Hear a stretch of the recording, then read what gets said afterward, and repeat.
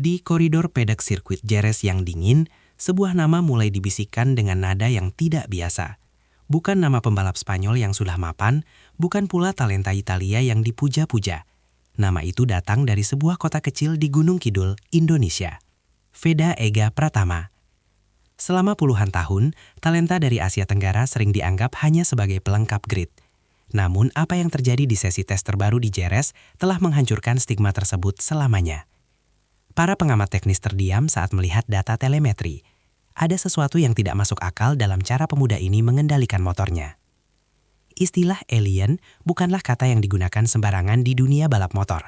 Gelar ini hanya diberikan kepada segelintir manusia, mereka yang mampu melampaui batas logika fisik, seperti Casey Stoner atau Marc Marquez. Namun saat Veda melesat di aspal Jerez, julukan itu mulai melekat secara organik. Ia tidak sekedar membalap, ia seolah-olah sedang menantang hukum fisika di setiap tikungan. Penonton mungkin terpaku pada angka kecepatan puncak yang menembus batas kewajaran. Namun para ahli justru memperhatikan hal lain, titik pengeremannya yang sangat telat, namun tetap presisi. Di balik pintu garasi yang tertutup rapat, suasana menjadi sangat tegang. Tim-tim besar Eropa mulai menyadari bahwa ada ancaman nyata yang datang dari timur.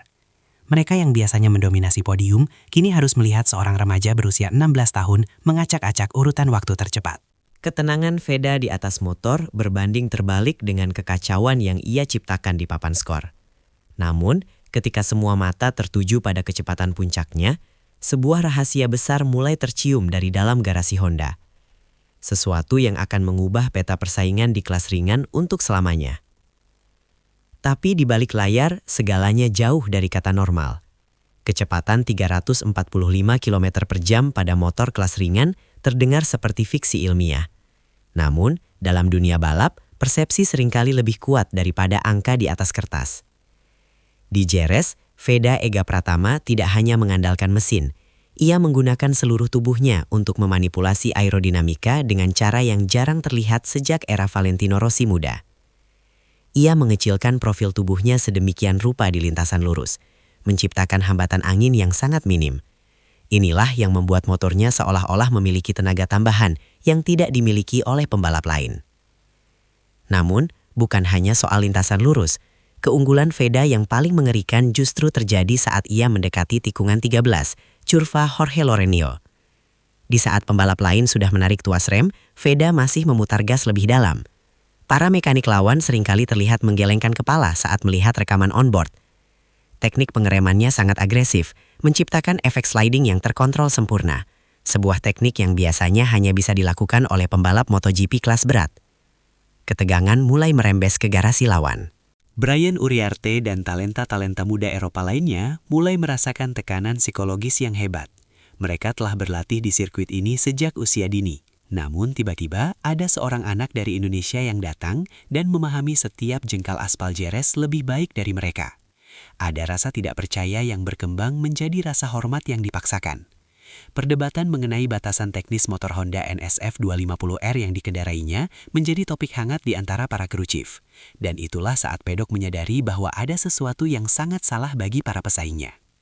Honda Racing Corporation (HRC) menyadari satu hal, mereka sedang memegang berlian paling murni dalam dekade ini. Di saat raksasa Jepang itu sedang berjuang di kelas utama MotoGP, keberhasilan Veda Ega di kelas junior adalah satu-satunya cahaya terang bagi mereka.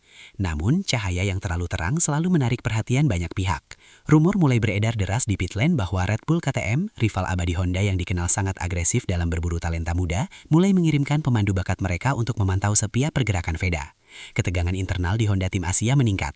Mereka tahu bahwa kehilangan Veda berarti kehilangan masa depan. Kontrak sang pembalap menjadi subjek diskusi panjang di markas besar HRC di Tokyo. Para petinggi Honda kabarnya telah memberikan instruksi khusus, berikan Veda apapun yang ia butuhkan. Suku cadang terbaru, teknisi terbaik, dan jalur ekspres menuju kejuaraan dunia Moto3.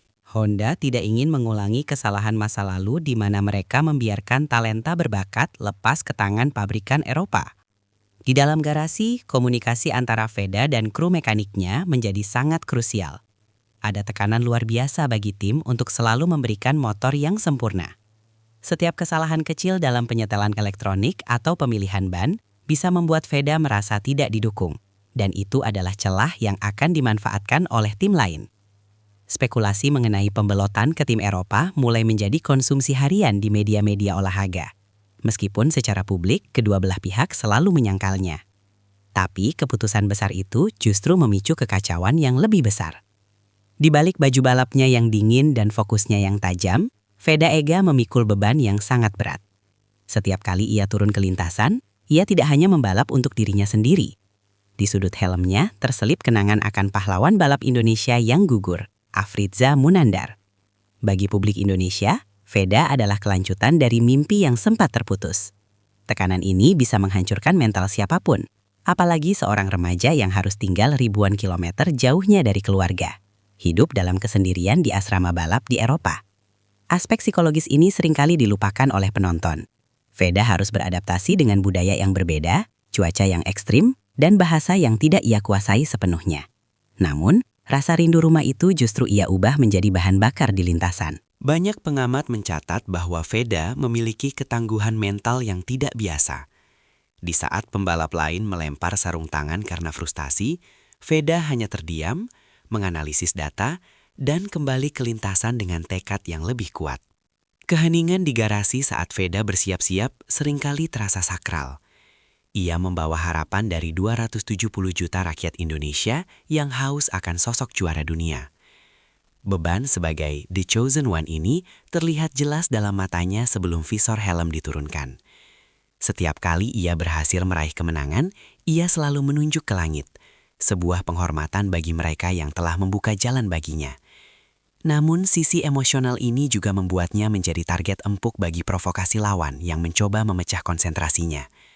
Namun, tidak ada yang bisa mempersiapkan mereka untuk apa yang terjadi selanjutnya. Momen yang ditunggu-tunggu tiba dalam balapan sengit di Jerez.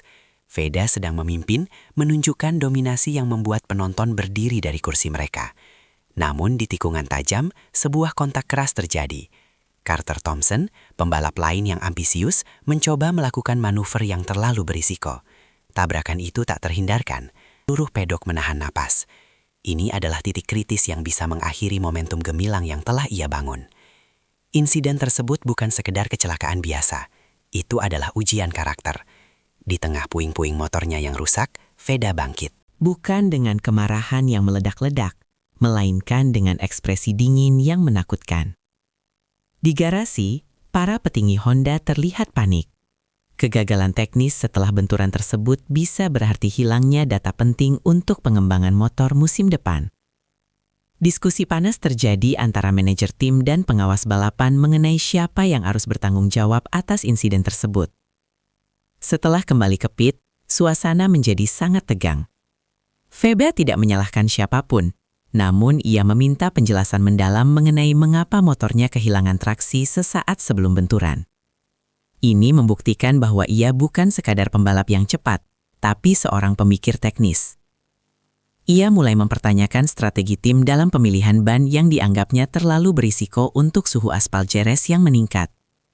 Ketegangan antara pembalap dan kru kepala mulai terlihat di permukaan, menciptakan keraguan apakah kemitraan ini akan bertahan lama.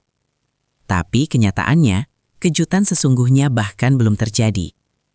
Di tengah semua drama di lintasan, sebuah pertemuan rahasia terjadi di lantai atas kantor HRC. Hasil tes Jerez dan performa konsisten Veda sepanjang musim 2025 telah memaksa Honda untuk mempercepat rencana mereka. Awalnya, Veda diproyeksikan untuk tetap di kelas junior untuk 1 musim lagi. Namun performa alien yang ia tunjukkan telah mengubah segalanya. Sebuah kontrak untuk promosi langsung ke Moto3 World Championship pada tahun 2026 telah disiapkan di atas meja. Ini adalah langkah yang sangat berani. Biasanya pembalap Asia membutuhkan waktu adaptasi yang lebih lama, namun Veda dianggap sebagai pengecualian. Keputusan ini dirahasiakan rapat-rapat dari media untuk menjaga fokus sang pembalap. Namun, gerakan-gerakan di pedok seringkali sulit disembunyikan. Saat Veda terlihat melakukan selebrasi di Sachsenring yang meniru gaya ikonik Marc Marquez, itu sebenarnya adalah kode keras bagi manajemen Honda bahwa ia sudah siap secara mental untuk panggung dunia. Negosiasi di balik layar ini melibatkan detail teknis yang rumit.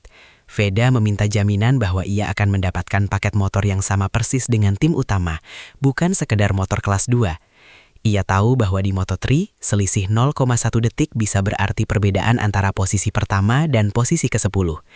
Keberaniannya untuk menuntut hal ini menunjukkan bahwa ia bukan lagi anak kecil yang sekedar senang bisa balapan. Ia adalah seorang profesional yang tahu nilai dirinya. Namun, keputusan itu justru mendorong semuanya ke dalam kekacauan. Dunia balap matar kini harus bersiap menghadapi kenyataan baru. Veda Ega Pratama bukan lagi sekedar talenta dari Indonesia. Ia adalah fenomena global yang sedang menunggu waktu untuk meledak. Angka 345 km per jam mungkin hanyalah sebuah angka yang dilebih-lebihkan oleh antusiasme penggemar. Namun, kecepatan evolusi bakat Veda adalah sesuatu yang sangat nyata. Ia telah membuktikan bahwa aspal Jerez bisa ditaklukkan, dan dominasi pembalap Eropa bukanlah sesuatu yang absolut. Fallout dari kenaikan popularitas Veda mulai terasa di seluruh pedok. Sponsor-sponsor besar mulai mengantri, dan minat masyarakat Indonesia terhadap MotoGP kembali mencapai puncaknya. Honda dengan segala sumber dayanya kini mempertaruhkan masa depan mereka pada bahu remaja ini. Jika Veda berhasil, ia akan menjadi pahlawan nasional yang sejajar dengan legenda olahraga lainnya. Jika ia gagal, itu akan menjadi pukulan telak bagi program pengembangan pembalap muda di Asia.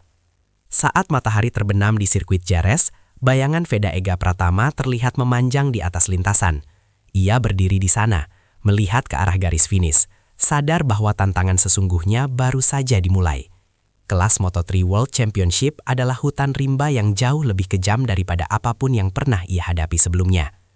Namun bagi sang alien dari Gunung Kidul, batas itu tidak ada. Ia tidak datang untuk berpartisipasi, ia datang untuk dominasi. Dan sekarang, seluruh dunia hanya bisa menonton saat ia mulai menulis sejarah baru.